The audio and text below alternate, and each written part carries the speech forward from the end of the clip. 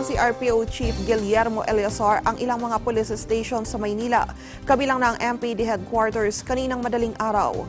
Ilan sa mga police station ay nakitaan naman ng kaayusan ni Eleazar. Si Eagle News reporter Erlo Bringas sa detalye. Ang gusto ko kasi malaman, kaya ako nag-conduct ng surprise inspection, gusto ko malaman kung si Valencia is nakakulong. Sinorpresa ni NCRPO Chief Guillermo Eleazar ang Facility Center ng Manila Police District Headquarters sa UN Maynila kagabi.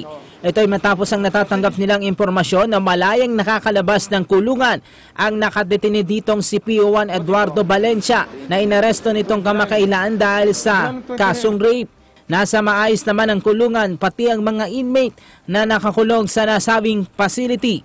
Pero napuna ni Eleazar ang sikip at tila siksika ng mga inmates sa kada kulungan. Nagsagawa tayo ng surprise inspection para malaman natin kung yung mga dapat nakakulong ay talaga nakakulong.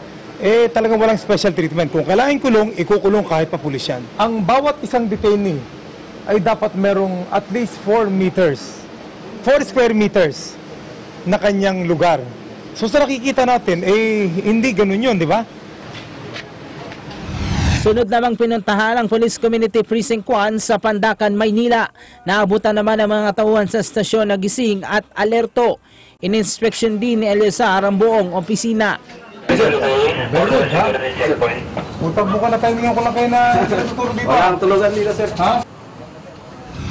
Pinuntahan naman ang MPD Station 6 sa Santa Ana, Maynila. Full alert at complete uniform lahat ng tauhan ng Station 6 at sinalubong naman ng magiliw si Eleazar. Lahat ng opisina sa nasabing presinto ay ininspeksyon at wala namang nakitang paglabag.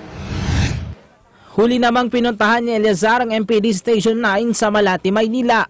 Inabutan naman nagising lahat ng tauhan ng istasyon at alerto sa presinto. Sinalubong naman si Eleazar ng tauhan ng nasabing presinto.